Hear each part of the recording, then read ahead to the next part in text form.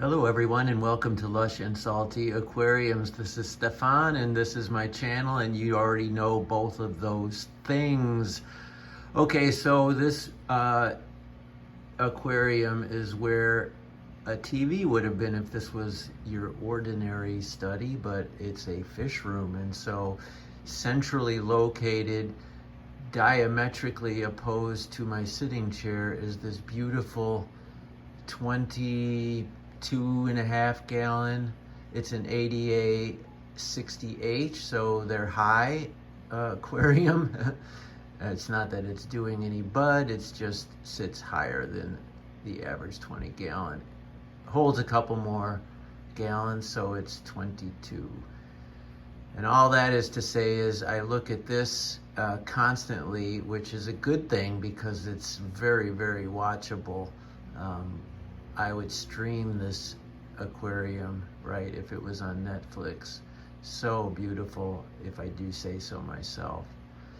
In any event, I was trying to watch a movie on my laptop and I kept on just drifting my gaze back up to here, and I thought, well, something must be captivating about it, so let's share it with the world, and that's what I'm gonna do. I talked about this aquarium a couple weeks ago, but a lot can happen in a couple weeks in a heavily planted tank. Last video I had given it a trim, and already you can see how bushy and fabulous it's getting. In particular, this AR plant, or Alternatheca reneki, that's why it's called AR, so you don't have to pronounce that, is just exploding like a red firework. I mean, that's not even a corny metaphor. There it is, kaboom. And there's a cousin, a little more leggy, but just as fabulously red, so that's awesome. And then up here in these little aquarium bowls that I've talked about, I put in a different stem plant, one that has a whole ton of red interspersed between its green leaves, and I keep that plant in the back there, and you can see, because it's under some frog bit, it doesn't get the same intensity of light, so it doesn't have the same intensity of red. Just nothing surprising there, just a fact.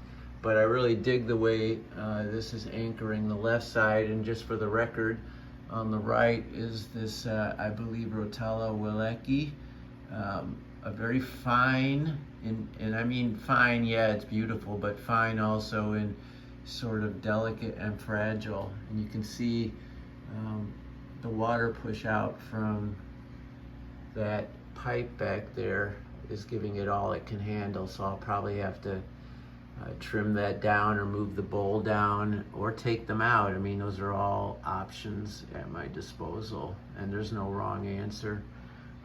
Since we were talking about the frog bit, here's a case where I really do love how the fronds look hanging down, and I have a black background, so the silhouette I think is pretty terrific.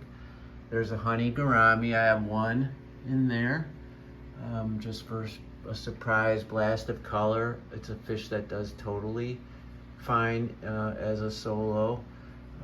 Unlike the two species I'm looking at here, the SB resbora or lamb chop resbora, that's the platinum with the black sort of lamb chop in the center. And then I added, and I have second thoughts about having done this, I put in a bunch of ember tetras thinking they would contrast the SB resbora, so I don't know what I was thinking. Oh, a dead leaf, gotta pull that.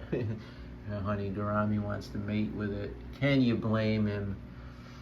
In any event, I think the ember tetras are great, and the SB resboras, you know I love them. Look at how bronze they are. It's unbelievable. No filter either. That's just the way they are. But the embers look just like kind of poor man's versions of the SB resboras, at least in this tank. And so that kind of bums me out, but it is what it is. I'm not going to go hunting 10 ember tetras. I'll just let them all live their best life. And from a distance, it looks like I just have a bigger school of one or the other anyway, so it's all good.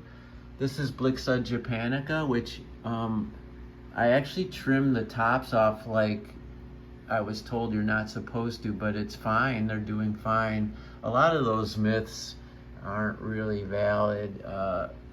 Like you can't cut the tops of Vallisneria. Well, I do all the time and they're fine, and you have to, honestly. And then to its left, Sterigen repens, carpeting pretty well in this tank, at least in that corner where I want it to. Hygrophila pintifetada right there. More Blixa japonica, more S. repens, and more Hygrophila. So I'm trying to get a little bit of symmetry in this jungle tank. Sort of each side kind of bookends the other in a way. I've got some beautiful weeping moss here. It could be, or some of it could be flame moss. I had two tissue cultures, one of each, and I sort of don't remember what ended up where and how what is doing and when. I might have moved it, trimmed it, cut it, changed it, but whatever it is, it's doing great, and I have to pull a lot of it all the time. In the back are stem plants.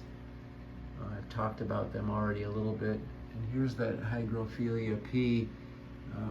When you cut off the fronds, you can get a neat sort of wraparound effect like an ivy, which is one of the things I dig about that plant. You can get that effect or that effect in the same aquarium from the same plant. Dwarf hairgrass here, obviously, sort of a mini carpet, and it's actually doing pretty well. And what is that, pearlweed maybe there, that simple green plant. I also have mystery snails in here, bladder snails, ram's horn snails. I have a few Neocaridina shrimp, although I don't see that many in this tank. From time to time I'll see a blue dream. A number of these Autocinclus, look at that round belly. When you have Autocats, you always want to check their bellies. If they're round like that, they're happy. If they're not, well, you draw your own conclusions. But they're more sensitive fish than people might think at first. I have them in all my tanks, but I consider it a blessing that I don't incur losses whenever I add a group in, because they can be a little bit finicky. The price for those has been going down over the years, which is nice, and they're an exceptional cleanup fish. Absolutely outstanding in that regard, almost unbeatable in terms of getting algae off your glass and plant leaves. I'm running a Biomaster Thermo, the 600. Not that you need to see it, but there it is. And I've got a Twin Star Light, boom. And I'm using CO2. If you have any questions or want to comment on this lovely tank, please feel free to hit me up. I would be proud and privileged to answer any and all. So, per usual, always keep your hands in the tank, and ciao for now.